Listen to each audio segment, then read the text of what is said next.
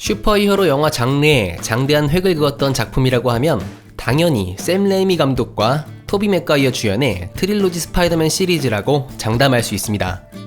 훌륭한 작품성으로 좋은 흥행을 기록했던 스파이더맨 1편과 2편은 샘 레이미 감독의 손에서 탄생한 결과물이었지만, 반면 스파이더맨 3편은 제작사 소니의 지나친 개입이 반영된 안타까운 결과를 낳은 작품이었죠.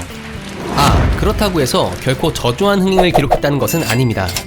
다만 그 흥행 기록은 전편에 쌓아온 스파이더맨 시리즈의 영향이 크게 작용한 것으로 보이며, 영화의 완성도나 작품성에선 1편과 2편에 비해 오히려 퇴보한 작품으로 평가받고 있으니까요. 그럼 소니의 개입이 없었다면 샘 레이미 감독이 머릿속에 그렸던 진정한 스파이더맨 3의 이야기는 무엇이었을까요? 샘 레이미 감독은 스파이더맨 3를 구상하면서 그 이야기의 메인 빌런을 샌드맨으로 정해놓고, 오히려 이야기의 주된 흐름은 뉴 고블린이 된 해리 오스본, 즉 친구와의 엇갈린 우정을 풀어나가는 것에 집중하고 싶었다고 합니다. 하지만 이러한 각본을 제작사 소니의 입장에서 온전히 받아들일 수 없었습니다. 왜냐하면 스파이더맨 1편과 2편의 성공으로 어느 정도 돈맛을 보았기 때문에 후속편에 더욱더 강력하고 인기 있는 빌런을 등장시켜 전편을 능가하는 흥행 성적을 확실하게 보장하기 위해서였으니까요. 그리하여 결국에는 샘 레이미 감독이 초기 계획에 생각조차 없었던 신비오트, 즉 베놈이란 빌런을 무리하게 투입시키게 됩니다. 소니가 왜 이렇게 베놈에 집착한 것일까요? 그 당시 마블 스튜디오를 설립한 아비 아라드 회장은 스파이더맨의 팬들이 베놈을 원한다는 주장을 하게 되고, 샘 레이미 감독이 원했던 빌런들을 기반으로 한 두 편의 영화가 제작되었으니 당연히 세 번째 작품에서는 팬들이 원하고 있는 베놈을 반드시 출연시켜야 한다는 것을 강조하죠. 참고로 아비 아라드 회장은 베놈을 무척이나 사랑하는 인물로 이후 2018년에 개봉한 베놈의 단독 영화에서 제작을 맡았지만, 역시나 캐릭터의 성격과 갈등, 고뇌 등을 제대로 다루지 못했으며 뜬금없이 3분가량 쉬 베놈을 어이없게 출연시키는 등 베놈을 사랑하지만 정작 베놈을 망치는 장본인으로 남습니다.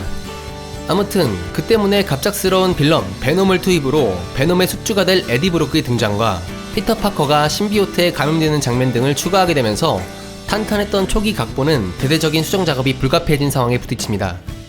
또한 부족했던 제작 기간으로 각본 수정은커녕 방향성조차 제대로 잡히지 않은 채 무리하게 영화의 촬영이 진행되었으며, 그 결과 캐릭터들의 갈등이 제대로 해결되지 않은 것 같은 어정쩡한 일이 발생하였고, 또 너무 많은 빌런들의 출연으로 정신없는 이야기가 전개되었습니다.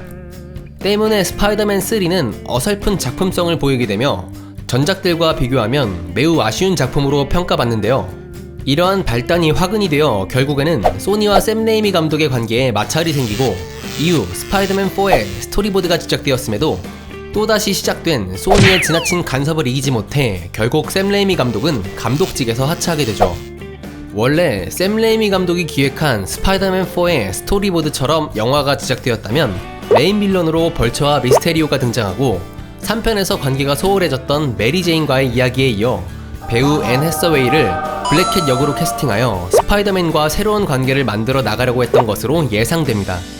하지만 스파이더맨 4는 스토리보드만 남긴 채 결국 진행되지 못했으며, 최근 샘 레이미 감독은 인터뷰를 통해 10년간 속편, 즉 스파이더맨 4를 생각하는 자신을 발견했다는 말을 하였고, 이는 그가 정말로 스파이더맨 시리즈에 대한 진정한 애착을 두고 있음을 보여주었습니다. 역시 작품에 대한 깊은 사랑이 있는 감독이 그 영화를 제작해야지만 완성도 높고 대중들에게도 인정받을 수 있는 좋은 결과물을 만들어내는 것 같습니다.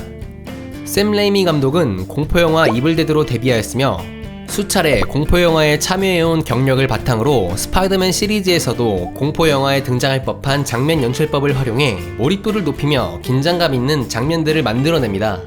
비록 이제는 샘 레이미 감독의 손에서 탄생한 스파이더맨 시리즈를 볼 수 없지만, 최근 들려오는 희소식으로는 마블 시네마틱 유니버스에서 샘 레이미 감독을 영입했다는 기사가 보도되었습니다. 샘 레이미 감독이 맡은 MCU의 작품은 바로 닥터 스트레인지 인 더 멀티버스 오브 매드니스로 확정되었죠. 추가로 닥터 스트레인지 인 더 멀티버스 오브 매드니스는 마블 시네마틱 유니버스 사상 최초 공포물로 제작되는 작품입니다. 따라서 이는 샘 레이미 감독의 전문 분야이기도 하고, 트릴로지 스파이더맨과 같은 히어로 영화를 제작한 경험이 있기에 닥터 스트레인지 인 더 멀티버스 오브 매드니스의 감독에 매우 적합하다는 의견이 나오고 있는데요. 참고로 샘 레이미 감독은 마블 코믹스의 덕후로도 유명하지만 그가 가장 좋아하는 히어로가 바로 닥터 스트레인지라는 점에서 볼 때 정말 닥터 스트레인지 인 더 멀티버스 오브 매드니스의 감독을 위해 태어난 사람이라고 해도 될 만큼 적임자였던 것이죠. 그의 닥터 스트레인지에 대한 사랑은 스파이더맨2에서도 찾아볼 수 있는데요. 데일리 뷰글의 조나 제임슨 국장과 호프만이 오토 옥타비우스 박사의 빌런명을 지어주는 장면을 보면 What are we gonna call this guy? Dr. Octopus. That's crap. Doctor Strange. That's pretty good. But it's taken.